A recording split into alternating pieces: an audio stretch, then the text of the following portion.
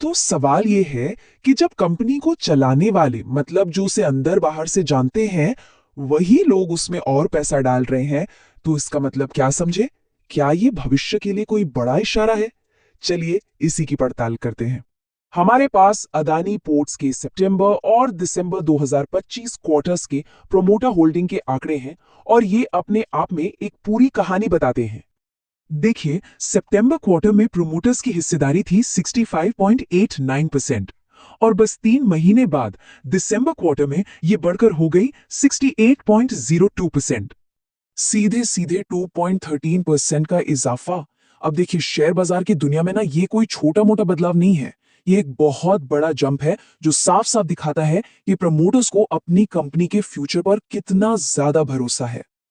अगर हम केपीआर मिल की बात करें जो कि टेक्सटाइल सेक्टर की कंपनी है, तो वहां प्रमोटर होल्डिंग 66.31% से बढ़कर 67.52% हो गई।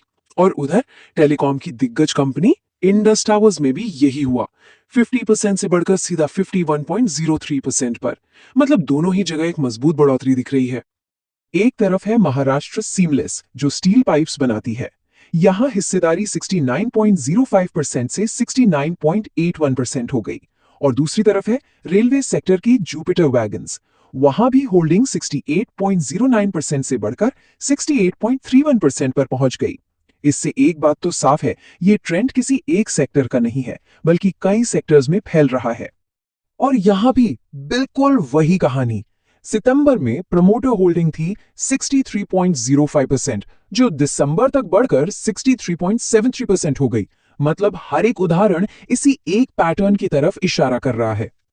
देखिए, सबसे बड़ी बात तो यह है कि जब प्रमोटर्स यानी कंपनी के मालिक खुद अपनी हिस्सेदारी बढ़ाते हैं तो यह उनकी अपनी कंपनी के भविष्य में एक मजबूत भरोसे को दिखाता है। इसे आने वाले समय के लिए एक बहुत पॉजिटिव साइन माना जाता है।